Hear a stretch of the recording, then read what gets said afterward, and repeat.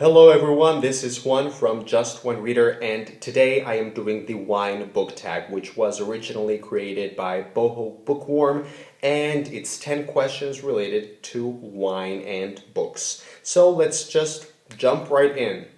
The first question is Boxed Wine, a book that people will judge you for liking, but you like it anyway. And I chose two options for these, The Fault in Our Stars by John Green and The Book of the Baltimores by Joel Dicker. This is my Spanish translation. It's originally in French and it hasn't yet been translated into English, but it will be very soon, this year, I believe. Now, I recently talked about this one. It's a book that I really enjoyed, but it definitely qualifies as very bad writing in my books. It's just very, very bad. It's very poor. The writing is super cliche, the dialogue is so cheesy, and everything is unbelievable, super predictable, but I still really enjoyed it. I would give it 10 stars if I could, but it's just very bad writing, and I accept that, I can see that. And The Fault in Our Stars is a book that I really adored because I read it in a very meaningful situation. It's definitely a book that has a lot of memories attached to it because I read it when I was living in New York with my friends and we were trapped inside this bus forever because we were on a field trip to, we were on a tour that took us to Washington, DC, and Virginia, and Baltimore, etc., etc.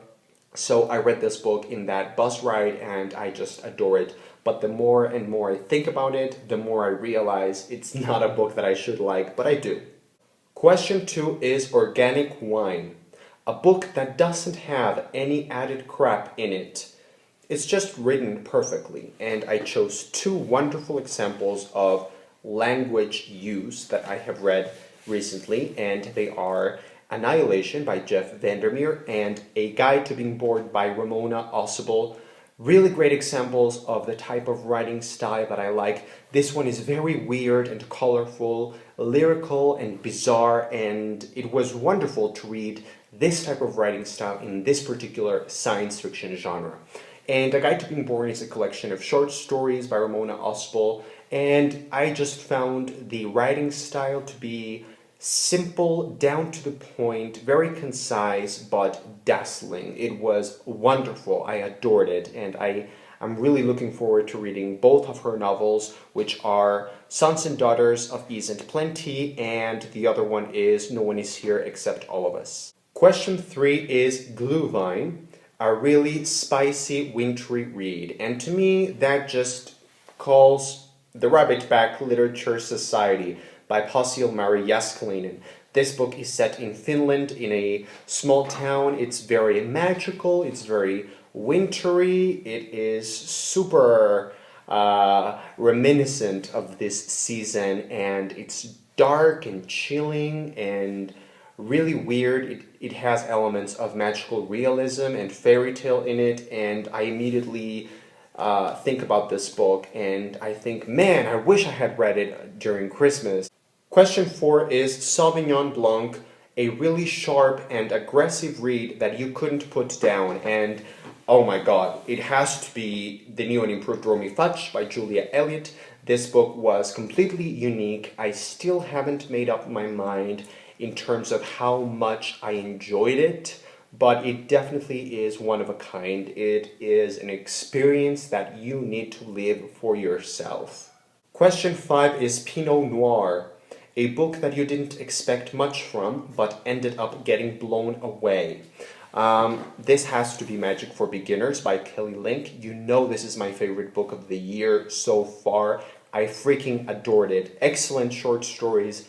I was dazzled and surprised and amazed that she was able to do so much in such a short period of time and in such a short space of writing. I adored it. I absolutely adored it, and when I first picked it up, I had no idea what to expect. I had no clue who Kelly Link was or what this collection was about, but now I am so excited to read the rest of her writing. Question 6 is Chardonnay, a good summer read that was super zesty. Yes, me and Earl and the Dying Girl by Jesse Andrews.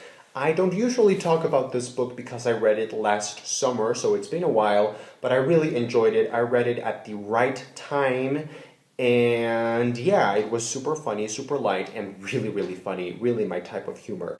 Question number 7 is Rosé, a book that has a little bit of everything in it, and that has to be Station 11 by Emily St. John Mandel. This book was wonderful because it mixed different elements of different genres, and at the end, I guess it is literary fiction. It has to be literary fiction. It feels like a thriller, like a sci-fi, like literary fiction, like it's a weird combination of all the good ingredients, and the result is greater than the sum of its parts. I really adored it. I would absolutely reread it and no doubt recommend it. Question 8 is Shiraz, a full-bodied book that is dark and juicy, and I chose 2. American Gods by Neil Gaiman, and this is upside down, The Crimson Petal and the White by Michel Faber. They are both dark, gritty, really funny books that I think fall... Well, this one is more of a historical fiction, and this is more of a literary fiction, I guess, / urban fantasy. I think there's more to them than just one genre and one label. They are so important in different ways.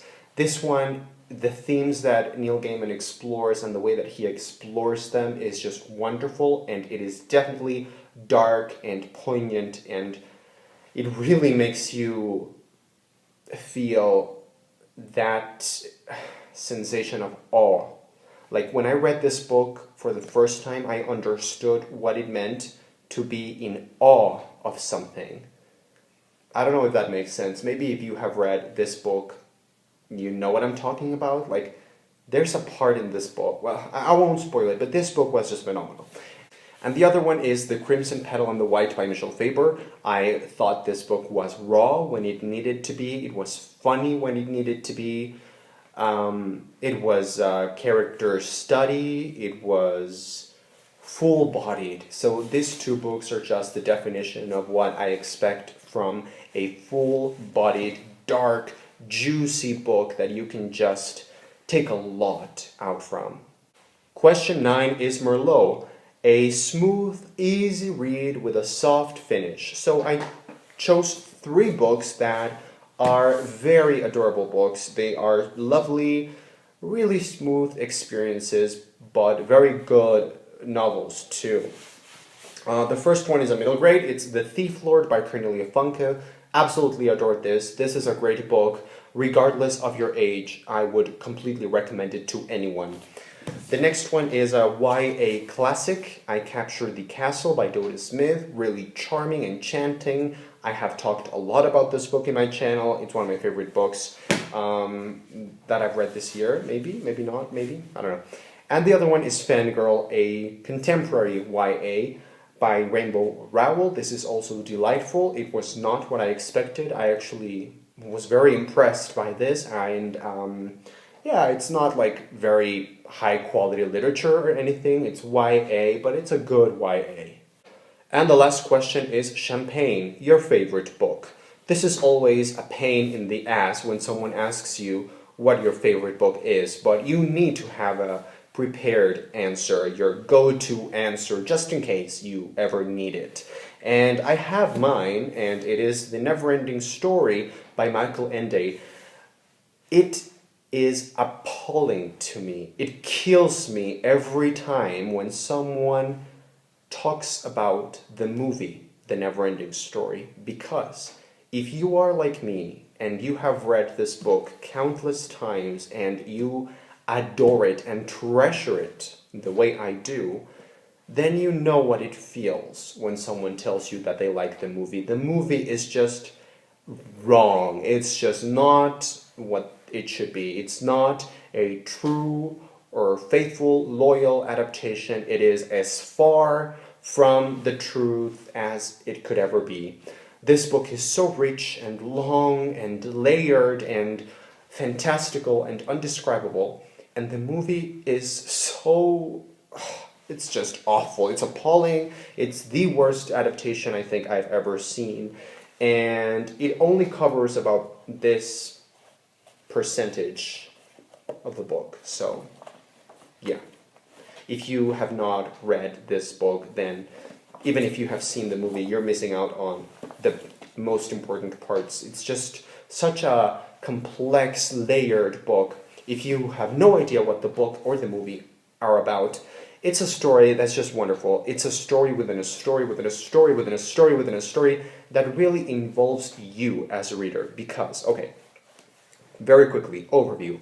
This book is about Bastian Balthasar Bucks. This is our protagonist. He is a boy and he is fat. He doesn't really love himself very much. He has low self-esteem. You know, he's bullied and tormented. And one day he walks into this bookstore because he's running away from his bullies. And there he stumbles upon this book called The Never-Ending Story, which turns out to be a magical book. He opens it, he starts reading just to shelter himself from the real world, and he starts reading, and he finds himself involved in this imaginary, wonderful land called Fantasia. And something that is really interesting about this book that I think not many other books do is it's written in different colors. So, two different colors. One color for the narrative that we are reading, we the readers, we are reading, and the other color is for the narrative that the protagonist is reading. Eventually, both narratives become interwoven, they're intertwined. It becomes a wonderful experience because at one moment, you, the reader, you are entangled and inside the fictional story that the character is also trapped in. So it becomes a weird, complex, and wonderful experience, and it's like nothing I have ever read. Like I said, this is my favorite book, probably apart from, you know, Harry Potter, aside from Harry Potter, but this is a book that I read every year when I was growing up. I have neglected it, and I haven't read it in quite a long time. I should probably give it a reread to see what happens now that I'm, you know, more adult. But yeah, this is just a wonderful book. And there you go, guys. That was the wine book tag. I hope you enjoyed and that you will leave your comments down below. Thank you for watching. See you next time.